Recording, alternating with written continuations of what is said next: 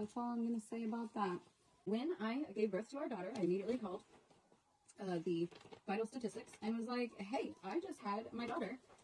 I need a file for a birth certificate. And so the first thing they sent me in the mail was this lovely piece of paper right here. Wood or Mr. Murphy, the enclosed worksheet for birth certificate for birth registration should be completed and returned as soon as after the birth as possible. The certificate of live birth will be typed from the information provided on the worksheet and will be mailed to you for your signature. Before your child's birth certificate can be placed on file, you will need to provide the following documentation. 1.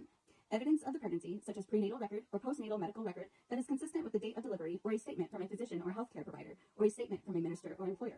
So, to provide evidence of the pregnancy, I sent them September 28th. Now, granted, I believed I was pregnant about 60 days before this. I knew I was pregnant. However, when I was going to get blood work drawn for a pregnancy test, it kept saying negative. And I was like, okay, but I know I'm pregnant. And they're like, you're not. And I was like, but I am. I didn't know that the hook effect would happen with me, and happened with me in this pregnancy as well.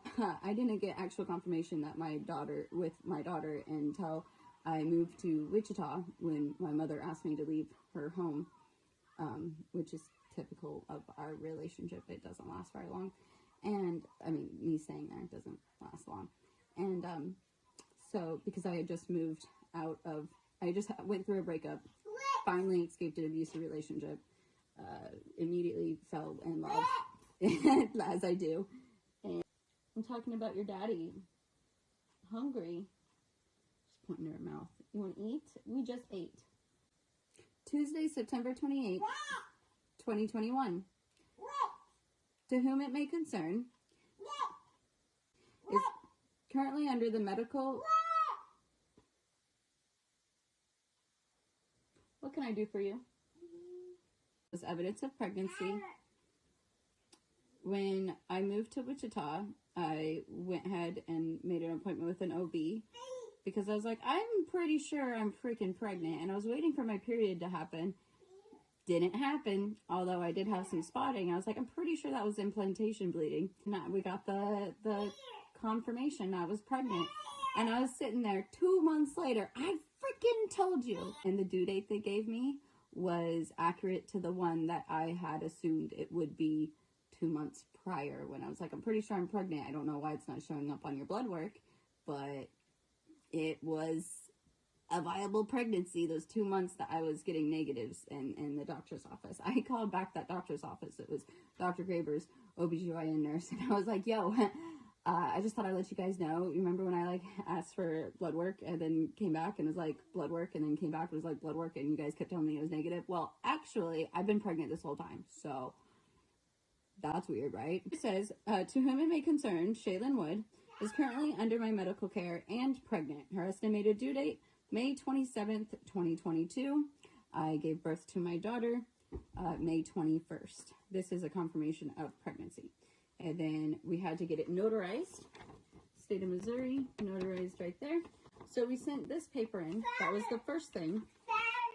Next, evidence that the infant was born alive, such as a statement from a physician or healthcare provider who saw or examined the infant. Now, under Kansas law, after you have your baby, even in hospital, you're supposed to take your baby to the doctor 2 days later. We took our daughter, she was born on the 21st. We took her to the doctor on the 23rd. May 21st. This is a confirmation of pregnancy. And then we had to get it notarized. State of Missouri, notarized right there. So we sent this paper in. That was the first thing. Evidence that infant was born alive. I've got a video of her head hanging out of me, and a bunch of videos of her very much alive within timed, dated location and everything on iPhone, photos. So, but they don't take any video or photo or anything like that. So I thought, okay, well, since we did follow, usual protocol and took her to the doctor 2 days later, we'll just go to the doctor's office and we'll just ask for whatever the doctor wrote down that day that we took her to the doctor.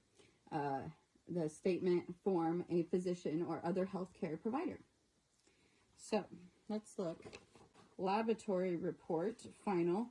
When a baby is born, they They usually do it in the hospital, but you can have them do it a couple days later. They'll act like it can't be done. It has to be done right then. And it's blood work that then gets sent to the state so they can check for all these different, like a bunch of diseases. Sent to Kansas Health and Environment Laboratories to Topeka for here's one of them: congenital hypothyroidism, cystic fibrosis, amino acid disorder, organic disorder, spinal muscular atrophy, all of these different disorders.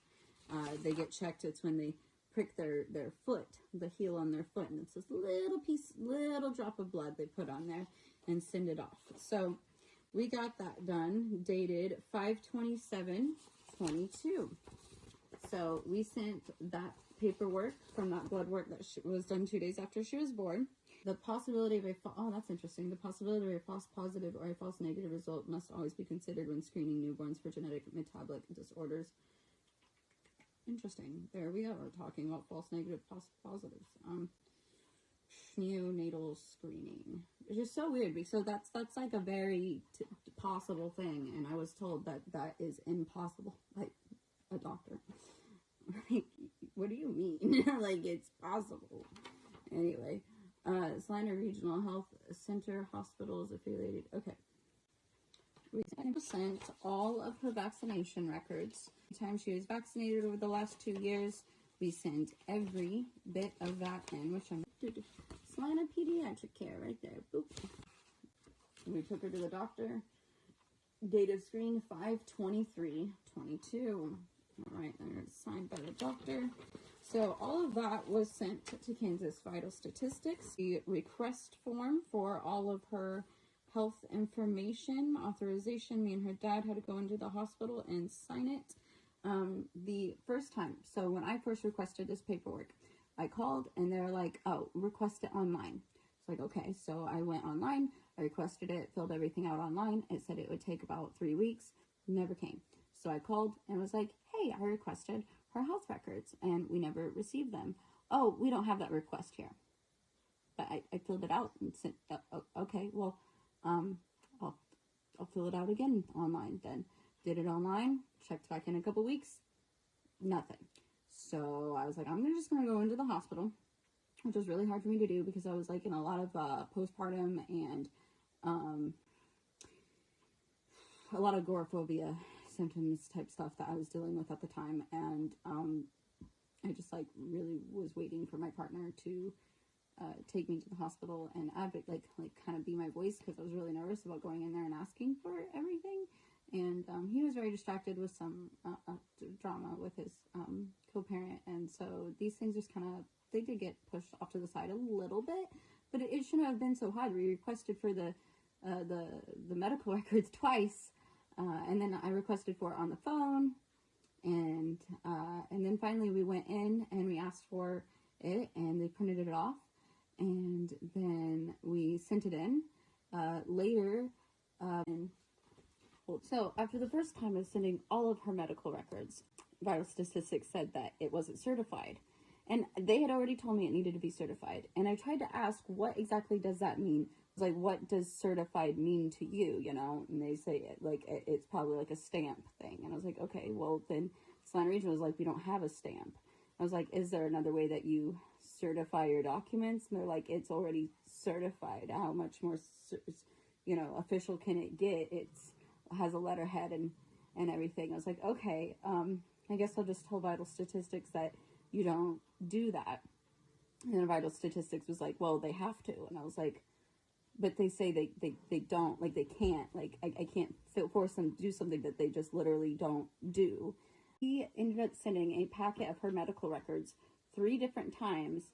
Each time, and that meant that, and at this point, we're living in Missouri, so we had to travel to Salina, go to the hospital, ask them to print all this off, bring up the can it be certified thing, and they're just like, I don't even know what you mean by that. And us being like, okay, well, I don't know what Vital Statistics means by it either. If you don't do it, then okay, whatever. Evidence the infant was born alive. We figured a statement from a physician and the other healthcare provider who saw or examined the infant. There's no medical type person at the birth.